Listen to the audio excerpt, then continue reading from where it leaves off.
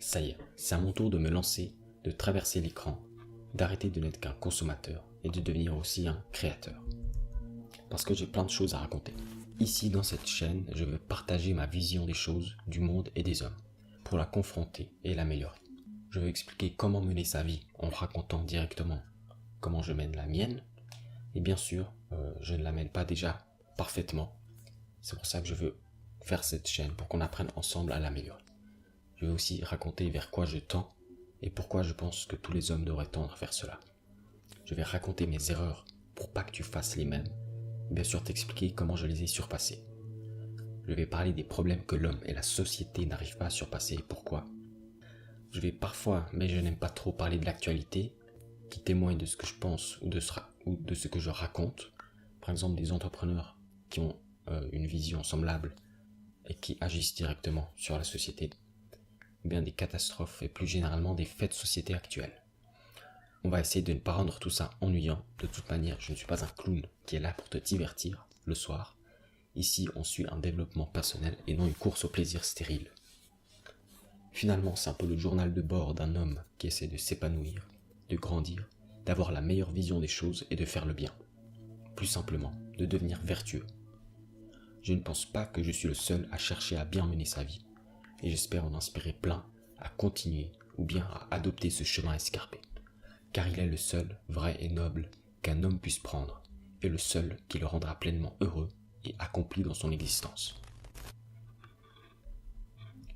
Donc suite à cette introduction à la chaîne, je vais directement passer aux principes fondamentaux qui nous suivront et qui sont la base de ma philosophie. Et ces principes, c'est 3 questions. Qu'est-ce qui est bien, qu'est-ce qui est vrai et qu'est-ce qui est mieux. Donc ici on cherchera les 3 questions qui se chevauchent. On ne va pas chercher indépendamment leurs réponses, mais on veut des réponses qui remplissent les 3 critères. Par exemple, on peut trouver quelque chose de vrai. La rose est rose, mais cette affirmation n'a aucune dimension morale, donc elle est ni bien ni mauvaise, ou bien elle n'apporte rien de mieux. Mais nous, dans notre chaîne, on va justement vouloir trouver les 3, le vrai, le bien et le mieux. Donc ça, c'est la base de notre philosophie, qui est une philosophie qui montre une manière de voir les choses pour que l'homme, en tant qu'individu et groupe, vive heureux à long terme et dans le bien.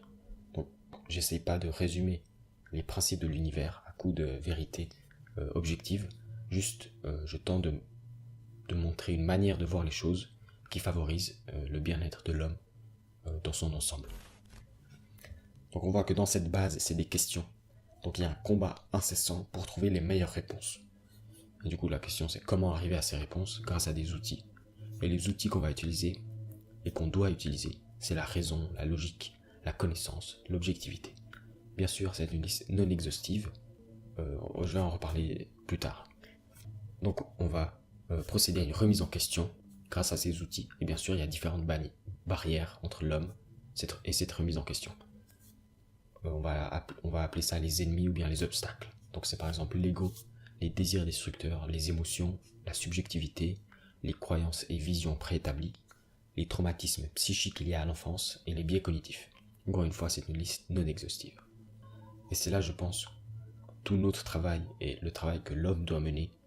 Il doit sans cesse utiliser ces outils et les confronter aux ennemis et faire ainsi preuve d'une certaine tempérance et de contrôle. Parce que si ces barrières sont brisées grâce aux outils, c'est qu'il va dans la vertu, mais si elles prennent le dessus, alors il tombe dans le vice. Comme j'ai dit, c'est des listes non exhaustives, c'est pour ça que un autre travail, c'est aussi de bien définir et de savoir différencier les outils des obstacles. Maintenant, on arrive un peu dans la deuxième étape de notre philosophie, donc c'est la vertu et le vice, car après les principes fondamentaux, on passe soit dans l'un, soit dans l'autre. C'est le résultat du combat qu'on mène dans la première étape, qui détermine où nous serons dans la deuxième. C'est pour ça qu'il faut faire preuve d'une extrême lucidité en permanence, et il faut nous situer grâce à nos outils.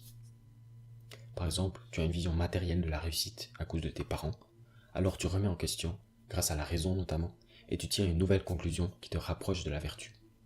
Le but de notre chaîne, c'est justement de passer des principes fondamentaux à la vertu. Ou bien si on est dans le vice, alors revenir aux fondamentaux, puis passer à la vertu. Le but de notre chaîne, c'est de mener ce combat en même temps, avec moi en tant qu'éclaireur, pour se retrouver finalement ensemble dans la vertu, dans l'accomplissement et dans la vie bien vécue, et non dans le vice. Une des premières choses à faire, c'est de définir justement grâce aux outils qu'est-ce qui est vertueux et vicieux. De base, ce qui est vertueux, c'est ce qui favorise le bonheur d'un maximum d'êtres conscients à long terme. Et c'est une vie bien vécue. Et le vice, c'est le contraire, c'est toujours moins souhaitable que la vertu. Le vice est inconditionnellement à fuir, même contre le pire des ennemis. Et cela ne nous mène à rien. C'est pour ça qu'il faut définir et développer ce que la vertu signifie, en faisant attention aux obstacles. Maintenant qu'on a les bases, le reste de la chaîne sera une construction sur celle-ci. Donc on va essayer, grâce à nos outils et en surpassant nos ennemis, de trouver les réponses aux questions fondamentales. Qu'est-ce qui est bien, qu'est-ce qui est vrai et qu'est-ce qui est mieux? Et de passer ainsi dans une vie vraie et remplie de sens. On va apprendre ensemble à vivre bien.